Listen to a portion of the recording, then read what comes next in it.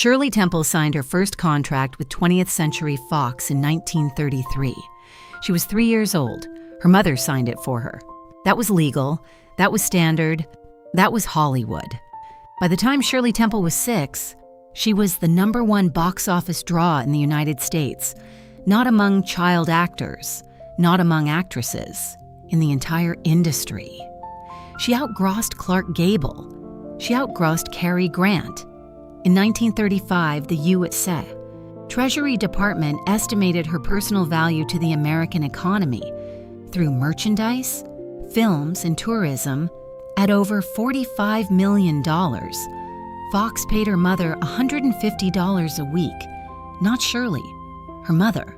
This is a story about 3 children, 3 of the most famous names in the history of Hollywood, names you grew up with, names your parents knew. Shirley Temple, Mickey Rooney, Judy Garland, and what the industry that made them famous did to them before any of them were old enough to understand what was being done.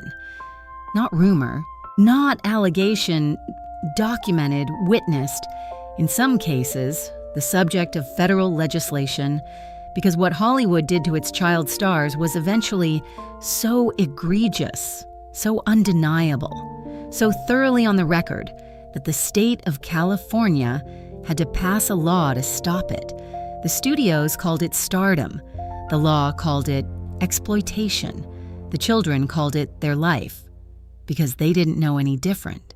Before we talk about these 3 children specifically, you need to understand the environment they were placed in.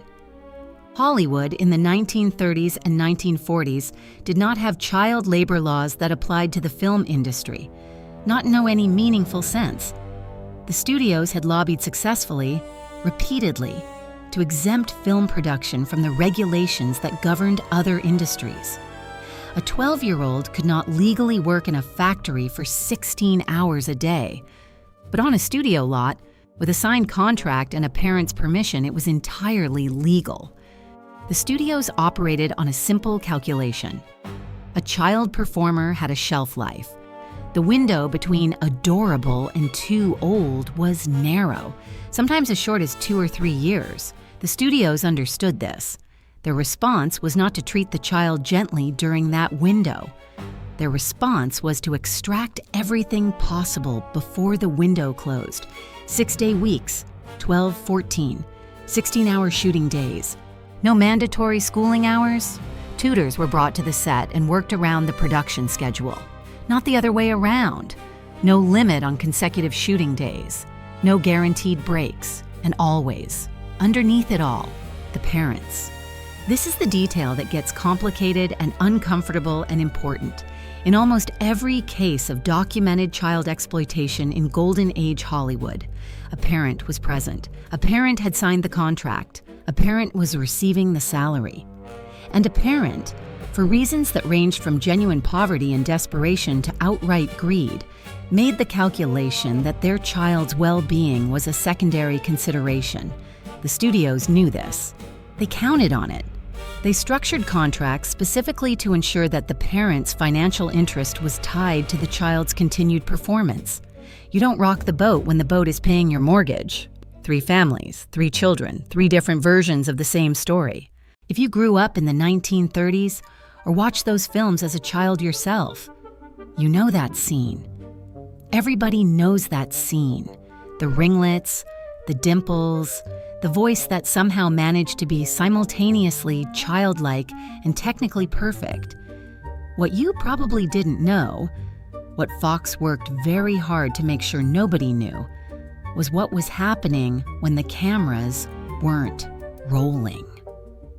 Shirley Temple was discovered, in the loosest sense of that word, by a dance teacher named Charles Lamont in 1931. She was 3 years old. Her mother, Gertrude Temple, had been taking her to dance classes since she could walk. Gertrude had wanted to be a performer herself and had transferred that ambition, with considerable force, onto her daughter. By the time Fox signed Shirley in 1933, the studio had a precise formula for managing child performers. Keep the parent financially dependent. Keep the child working. Keep the public image relentlessly cheerful. And above all, keep the reality of the child's working conditions completely invisible. The reality was this. Shirley Temple's standard shooting day began at 5 a.m. Hair and makeup, the curls alone took 2 hours. 56 ringlets set every morning with a curling iron, then rehearsal, then filming, then looping, re-recording dialogue, then stills for publicity, then fan mail. She was required to sign photographs. She was 6 years old. Fox's publicity department constructed an elaborate fiction around her childhood. Fan magazines ran stories about her happy home life, her normal friends, her love of dolls. Almost none of it was true. Shirley Temple later wrote in her 1988 memoir, Child Star, one of the most quietly devastating memoirs ever published by a Hollywood figure, that she had almost no normal childhood friendships. Her social world was the studio. Her relationships were with adult coworkers. Her play was rehearsal. She wrote, "I stopped believing in Santa Claus when I was 6. Mother took me to see him in a department store, and he asked for my autograph. 6 years old, and already so famous that Santa Claus wanted her signature. The money is where the story becomes something beyond exploitation into something that looks, from this distance, like institutional theft." By 1938, Shirley Temple was earning $300,000 per film, an extraordinary sum in Depression-era America, the USS. Treasury Department's $45 million estimate of her economic value was considered conservative by industry analysts. Her parents received her salary, her mother managed it. The studio took its percentage.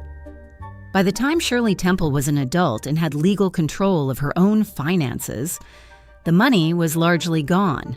Years of mismanagement, her mother's spending, and a trust structure that had been set up, ostensibly to protect her, in ways that primarily protected other people's access to her earnings. In Child Star, she wrote about discovering the financial reality of her childhood with a matter-of-factness that is more devastating than anger would be.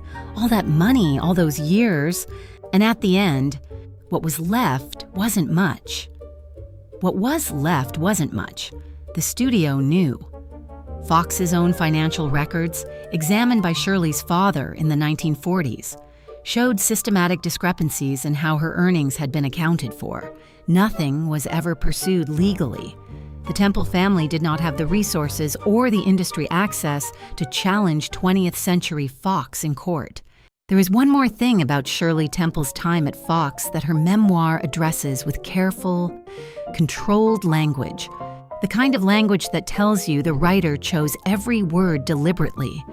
She describes, in Child Star, an incident in 1937.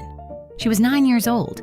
She was called into the office of a senior producer at Fox, a man whose name she gives, Arthur Ungar, though some accounts have disputed the identification. He exposed himself to her. She was 9. She writes that she laughed, out of shock, out of confusion, out of the performer's instinct to manage an uncomfortable situation that had been drilled into her since she was 3. She left the office. She told no one. Because who was she going to tell? Her mother, whose salary came from the studio itself. She was 9 years old. She was the most famous child in the world, and she had no one to tell. Shirley Temple's Fox contract was not renewed when she turned 12. The studio sent a letter. No phone call, no conversation, a letter. The most valuable child performer in the history of the American film industry was let go by mail. She was 12 years old. She rebuilt her life, eventually married well, entered politics, became U.S. ambassador to Ghana and later to Czechoslovakia. By any external measure, a remarkable life. But she had been put to work at 3. She had been a global economic engine by 6. She'd been discarded by 12. And the money that engine had generated for Fox, for her mother, for the merchandise empire that bore her face, was largely gone before she was old enough to ask where it went. That is not a fairy tale. That is a business model. If Shirley Temple was Hollywood's golden child, Mickey Rooney was its engine. Between 1939 and 1941, 3 consecutive years, Mickey Rooney was the #1 box office star in America. Not the #1 child star, the #1 star. Full stop. He outgrossed every adult in the industry. He was 19 years old. And MGM was paying him less per week than it paid his on-set tutors. Joseph Ewell Jr. Mickey Rooney had been performing since he was 17 months old. His father was a vaudeville performer. His mother carried him on stage as a prop before he could walk. By the time he was 7, he had his own vaudeville act. By the time he was 12, he was under contract to MGM. MGM in the 1930s operated on a strict hierarchy of value. Adult male stars at the top, adult female stars below them, and child performers, regardless of box office performance, at the bottom of the salary structure. Because the studio had discovered that children could not negotiate. Their parents could, theoretically, but parents who were financially dependent on the studio's salary rarely pushed hard. Mickey Rooney's mother, Nell Carter, negotiated his MGM contract. She was not a sophisticated negotiator. She was a former vaudeville performer who had been managing her son's career since he was a toddler and who understood, instinctively, that the studio's offer was take it or leave it. She took it. The terms, $50 a week when he signed in 1934. Incremental raises built into the contract over 7 years. By 1939, when Mickey Rooney was the biggest star in Hollywood, he was earning $500 a week under his original contract structure. That same year, MGM's gross revenue from Mickey Rooney films was over $15 million. $500 a week, $15 million for the studio. The math does not require explanation. The working conditions were what you would expect from a studio that was simultaneously generating $15 million from a performer and paying him $500 a week. Mickey Rooney later described his MGM years with a directness that took decades to arrive at. In his 1991 autobiography, Life is Too Short, he wrote, "At MGM, I was property, not a person. Property. The difference is that property doesn't get to complain. Property doesn't get to complain. The shooting schedules were brutal. The Andy Hardy series, the franchise that made Rooney the biggest star in the world, produced a new film roughly every 4 months. Each one required months of pre-production, filming, and promotion. There was no off-season, there was no summer vacation, there was no such thing as a day off that wasn't scheduled into the production calendar. And then there were the pills. Mickey Rooney was among the first to publicly confirm in specific detail what MGM studio doctors were administering to their performers. He described it in interviews and in his memoir with clinical precision. Amphetamines to get through the shooting day, barbiturates to sleep, amphetamines to wake. Repeat, he said. They had us working days and nights on end. They'd give us pep pills to keep us on our feet long after we should have dropped from exhaustion. Then they'd take us to the studio hospital and knock us cold with sleeping pills. Then after 4 hours, they'd wake us up and give us the pep pills again. This went on week after week. Week after week. He was a teenager. When Mickey Rooney turned 21 and gained legal control of his finances, he discovered what Shirley Temple had discovered and what Judy Garland would discover. The money was gone. His mother had spent it. The trust structures that were supposed to protect his earnings had been set up in ways that made them accessible to everyone except him. He spent much of his adult life in financial difficulty, filing for bankruptcy at least once, working constantly, never quite catching up to the debt that had accumulated in his name while he was a minor. He married 8 times. He spoke in later years about the emotional consequences of a childhood in which his entire identity had been constructed by a studio. His relationships had been managed for publicity value, and his own feelings about any of it had been systematically irrelevant. He said, In a 2013 testimony before the U.S. Senate Special Committee on Aging, still working at 92, still trying to reform the laws that had failed him, he said, "I was told what to do, where to go, what to say, and who to be. All my life, I was told who to be. All my life, I was told who to be." He was 92 years old, testifying before the U.S. Senate. And he was still describing what MGM had built into him when he was 12. Mickey Rooney died in 2014. He was 93 years old. He had been working, actively working, until weeks before his death. Not because he loved it, because he needed the money. The studio that had generated $15 million from his face in a single year paid him $500 a week. The money was gone before he was old enough to count it. He spent 70 years trying to earn it back. There is no voice in the history of American popular music quite like Judy Garland's. Not technically, though technically it was extraordinary. Something else. A quality that music critics have spent 80 years trying to name and haven't quite managed. The closest anyone has come is the conductor Arturo Toscanini, who heard her perform in 1940 and said simply, "That is the greatest natural vocal talent I have ever heard in my life. The greatest natural vocal talent, MGM heard it at 13 and put it on a schedule." Frances Ethel Gum, Judy Garland, had been performing since she was 2.5 years old. Her mother, Ethel, had been managing her career with a focused intensity that people who knew the family described consistently as something beyond ambition. According to biographer Gerald Clark, whose Get Happy drew directly on Garland's own partial memoir, Ethel had been giving Judy stimulants to get through long performances since before she was 10. The dependency that eventually killed her was already being built in childhood, before MGM ever saw her, but MGM industrialized it. When Wizard of Oz went into production in 1938, Judy was 16. The studio placed her on a diet of black coffee, cigarettes, and chicken soup. The MGM commissary had standing instructions. If Garland ordered a real meal, serve her coffee and soup instead.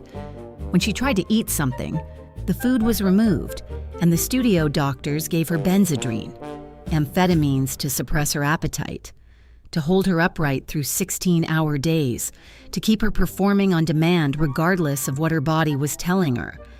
When the Benzedrine made sleep impossible, barbiturates. When the barbiturates made the 5 a.m. call time impossible, Benzedrine again. She was 16 years old. Louis B. Mayer called her my little hunchback.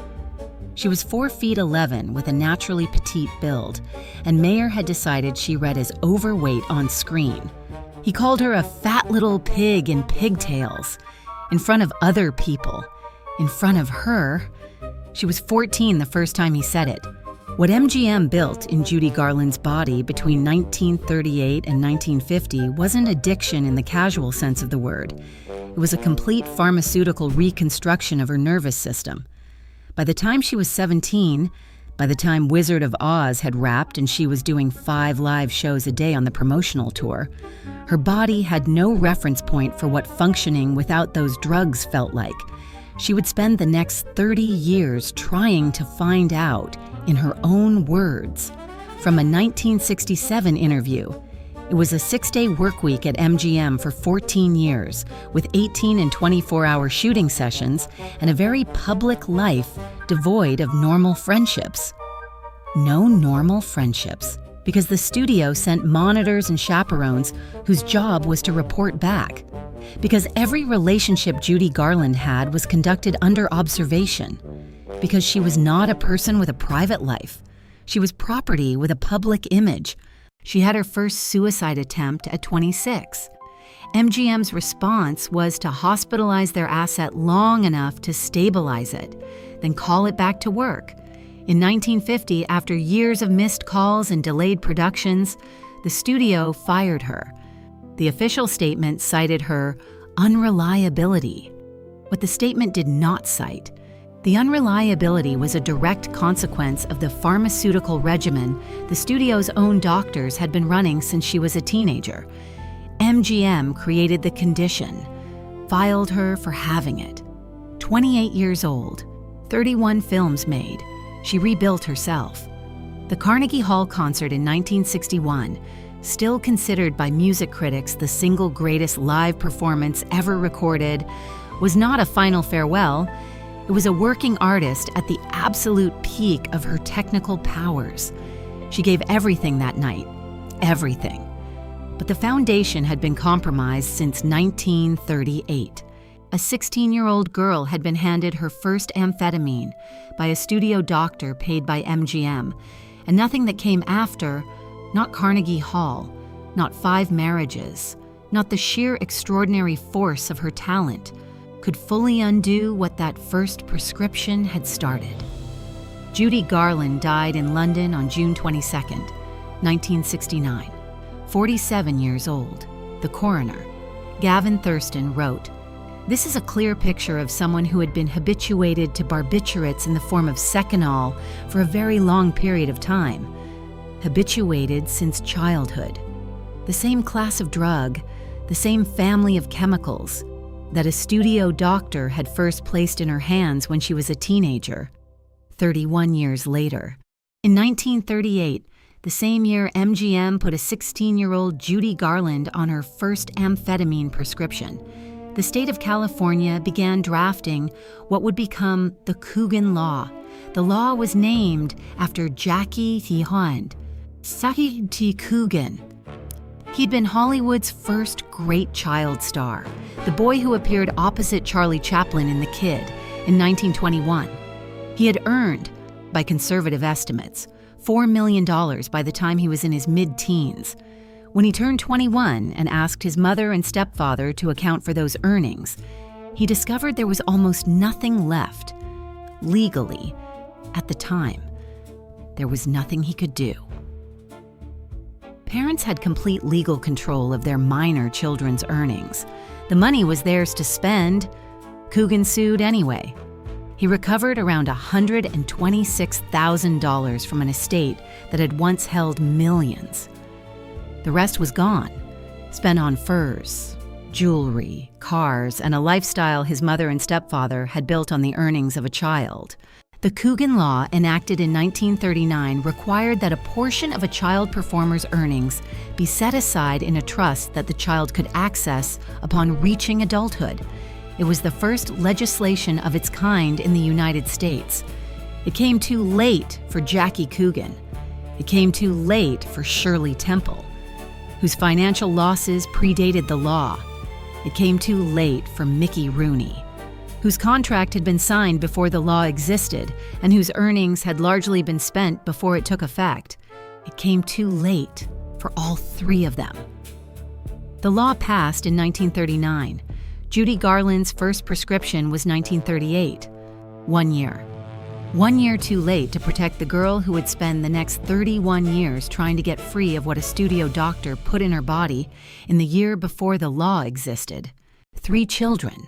3 of the most famous names the 20th century produced, and 3 versions of the same institutional decision, that a child's talent was a resource to be extracted.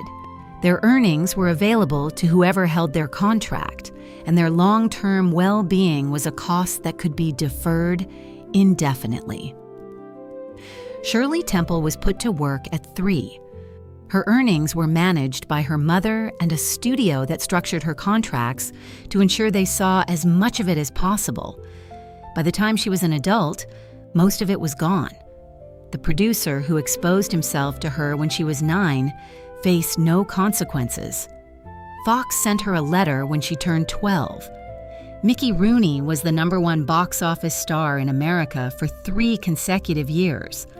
MGM paid him $500 a week. His mother spent the rest. He testified before the U.S.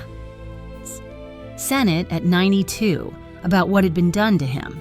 He was still working at 93 because he needed the money. Judy Garland was handed her first amphetamine prescription at 16 by a doctor whose salary came from MGM. She spent the next 31 years trying to survive what that prescription started. The coroner, who examined her body in 1969, found evidence of dependency that had begun in childhood. The people who made these decisions, the studio executives, the doctors, the parents who signed the contracts and spent the money, most of them lived long lives and died with their reputations intact. The Coogan Law protected the children who came after. It did not reach back. You grew up watching these three: Shirley Temple's dimples, Mickey Rooney's energy, Judy Garland's voice. That voice. The one Toscanini called the greatest natural talent he had ever heard. You loved them. Generations loved them. And what you were never told, though, what the studios spent considerable effort ensuring you never found out, was what it cost those children to give you that. Shirley Temple was not a happy child performing for the joy of it. Mickey Rooney was not a natural entertainer who couldn't help himself. Judy Garland was not a troubled woman who destroyed herself. They were children, working in an industry with no rules to protect them, managed by adults whose financial interests were tied to their continued performance, and processed efficiently, profitably, completely by a system that understood exactly what it was doing and did it anyway. That system produced some of the greatest entertainment the 20th century ever saw. It also produced 3 children who never fully recovered from their childhoods. You deserve to know that. They deserve better than what they got.